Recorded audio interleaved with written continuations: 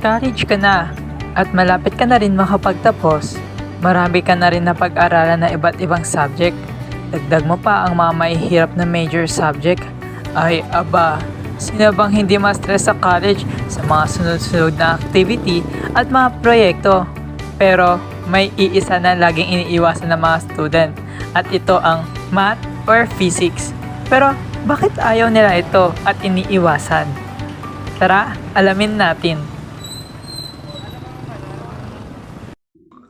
Bakit ayaw mo na subject na math, especially na physics?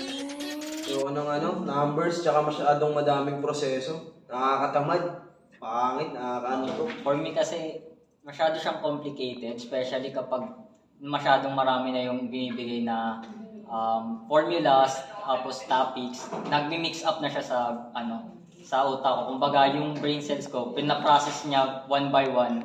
Imbis na mag-focus lang ako sa formulas and stuff, kailangan ko pang aralin yung theories. Para siyang komplikado at maraming letters. Tapos pag pinag-alo-alo sila, medyo nagugulo ang isip ko. Kaya hindi ko siya ganun kagusto. Bobo ako Tawad ako magbilang. Kinder pa nga lang ako. Yung pagbibilang ng candy, hindi ko na inaano Pero problema Tapos yung physics naman, ang sakit sa ulo niyan. Ang dami ko pang inaalay sa utak. Kaya, ayun. Ayun talaga dun sa physics Okay na. Okay na. Pero gaano ba kahalaga ang subject ng physics sa mga college student? Lalo na sa mga AMC students.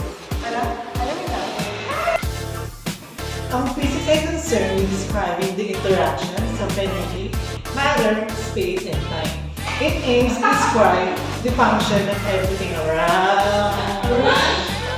Pero paano naman siya related sa course namin EMC? Ang physics ay maaari natin magamit sa kahit anong aspekto sa EMC. Halimbawa na lang dito ang trivial physics. Isa na rin dito ang exaggeration.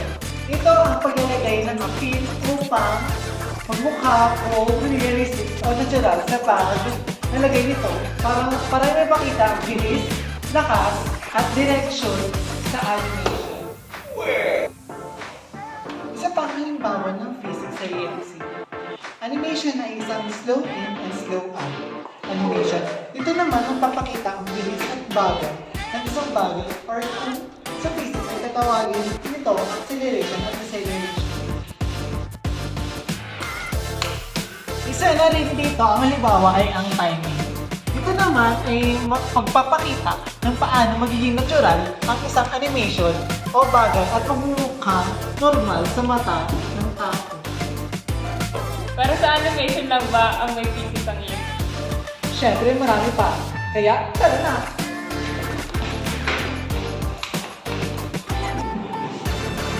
Sa second year EMC naman, may physics din syempre. Isa sa mga halimbawa nito ay ang UI at UX o User Interface at User Experience. Ito naman tinutukay ang isang design kung paano ito makakapag-interact sa mga tao. Sa UI naman, naglalagay tayo ng mga transition. Pwede rin maghalimbawa sa physics dahil naglalaman ito ng bilis o bagal na tinatawag natin speed sa physics. Siyempre, meron din hindi napapansin ang eye tracking. Ang design ay kailangan ng design ay may destination kung para mag-dig mo ang isang user. Ang website mga katulad ng physics may positional distance and displacement din. Paano naman sa third year? May physics pa rin ba doon? Siyempre naman, sa third year, dito magagamit ang physics. Katulad sa game development, magagamit sila ng math para matukoy ang lakas, bilis at position ng laro nila. Sa animation naman, ay modeling at rigging. Dito naman ay pagagalawin mo ang mga 3D mode upang magbigay buhay, kaya gagamit pa rin ng physics dito.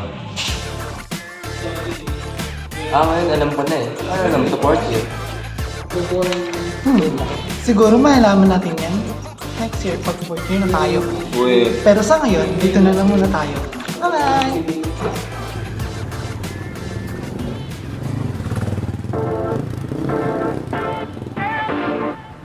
Marahil di lang sa EMC makikita ang physics. Siguro kahit saan man, sa kahit anong kurso o larangan or ginagawa, nandun pa rin ang physics. Kaya siguro ayaw ng iba kasi mahirap. Pero hindi naman natin malalaman kung hindi mo susubukan, di ba? Kaya try natin.